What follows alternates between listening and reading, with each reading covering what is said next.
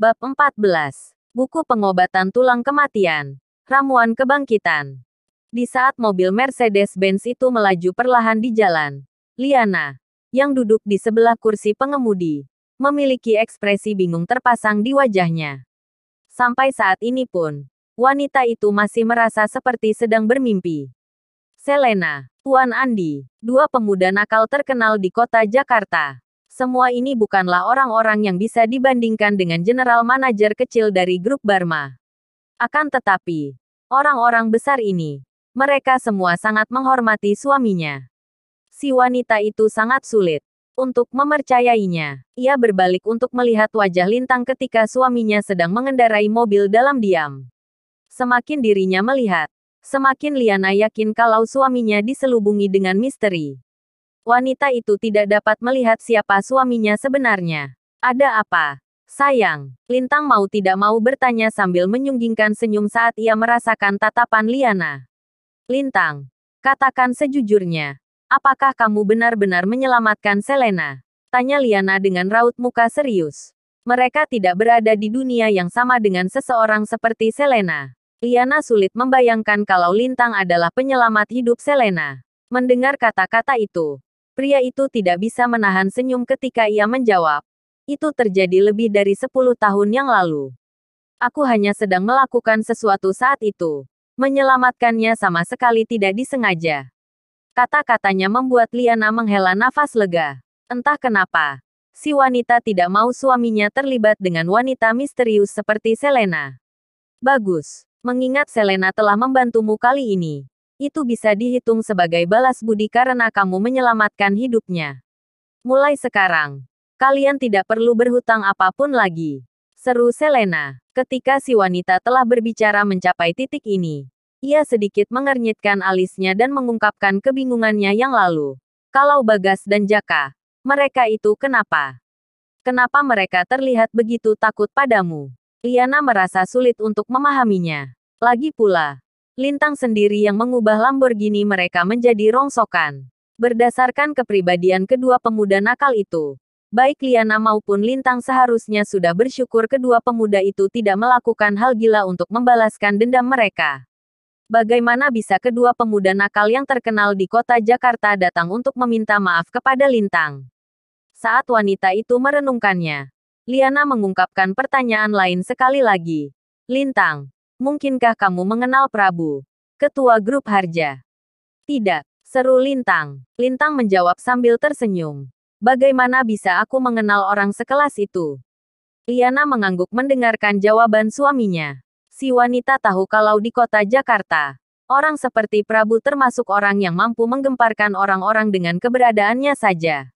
Orang itu bukanlah seseorang yang memenuhi syarat untuk dikenal oleh Lintang. Namun, yang tidak diketahui Liana adalah Lintang sebenarnya bermaksud bahwa orang sekecil Prabu tidak layak untuk mengenalnya. Di mata Lintang, Prabu tidak lebih dari seekor semut dengan kepala yang sedikit lebih besar. Itu saja. Tak lama kemudian, Mercedes-Benz mereka melaju ke sebuah rumah yang indah, yaitu rumah Lintang dan Liana. Saat mereka masuk melalui pintu, Lintang melihat ibu mertuanya, Astrid, dan ayah mertuanya, Siswanto, sedang mendiskusikan sesuatu dengan wajah muram. Begitu melihat mereka berdua telah kembali, Siswanto mau tidak mau menyambut pasangan muda itu kembali dengan senyuman. Lintang, kamu kembali. Apakah kamu sudah makan? Di keluarga Barma, orang yang paling baik memperlakukan Lintang ialah ayah mertuanya, Siswanto. Hanya saja, sebelum Lintang bahkan bisa menjawab, ibu mertuanya, Astrid, mengeluh dengan dingin dan berteriak pada menantu lelakinya. Pecundang ini pasti dikucilkan ketika ia bertemu dengan teman-teman Liana. Bagaimana bisa pecundang ini makan? Kemudian, wanita tua itu menunjuk ke arah ruang makan dan berkata dengan angkuh, Lintang, kami menyimpan beberapa sisa makanan untukmu. Pergi dan makan sendiri, dan cuci piring setelah selesai. Sisa. Mendengar itu, wajah Liana memerah karena marah. Wanita hendak memulai perkelahian dengan ibunya. Tetapi Lintang hanya mengabaikan ibu mertuanya dan berkata, baiklah.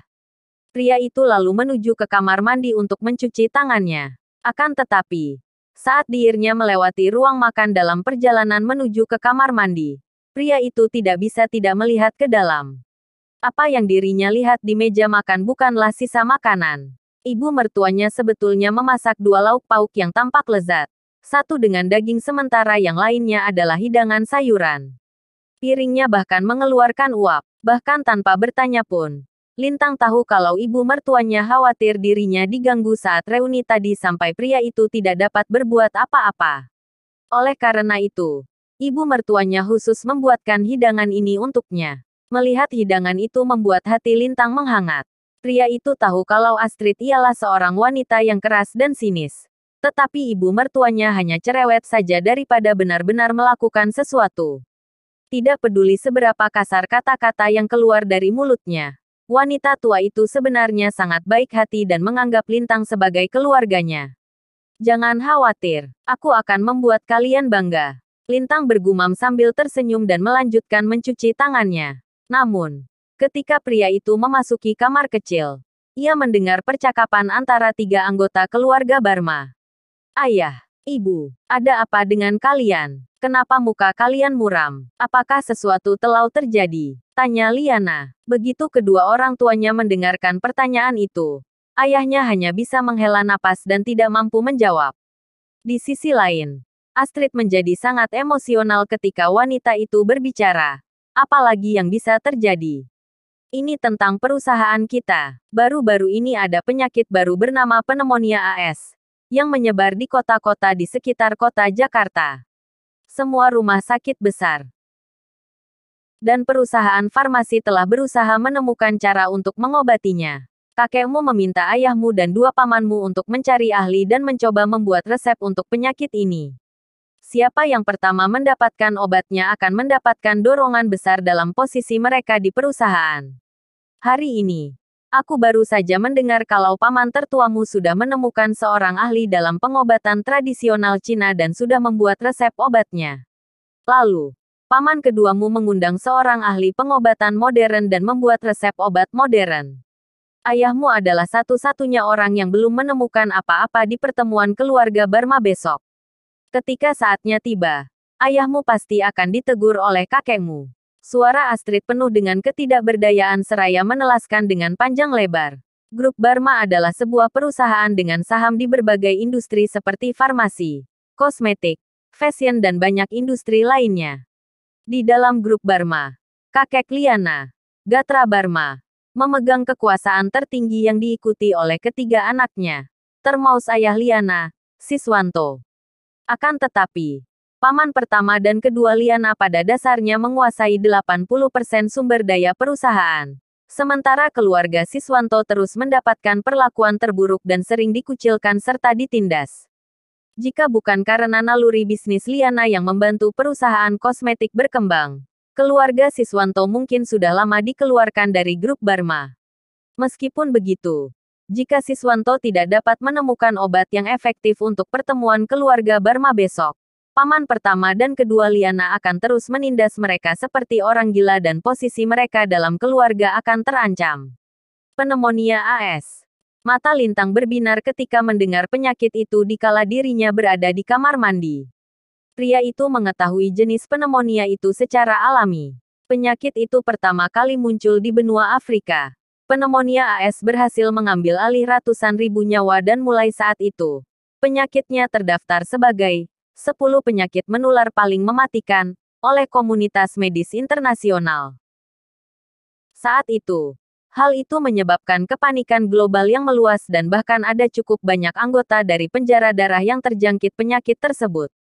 Di saat itulah, banyak ahli medis terkemuka yang berkumpul di Afrika selama beberapa bulan dalam upaya untuk mengembangkan pengobatan. Akan tetapi, mereka masih tidak dapat menemukan obat yang lengkap. Akhirnya, menggunakan buku pengobatan tulang kematian, sebagai bantuan yang diajarkan oleh lelaki tua itu kepadanya, Lintang akhirnya mengembangkan ramuan kebangkitan, yang terdiri dari 72 macam obat Tionghoa. Dengan itu, ia berhasil menghapus virus AS dan menyelamatkan banyak orang di penjara darah.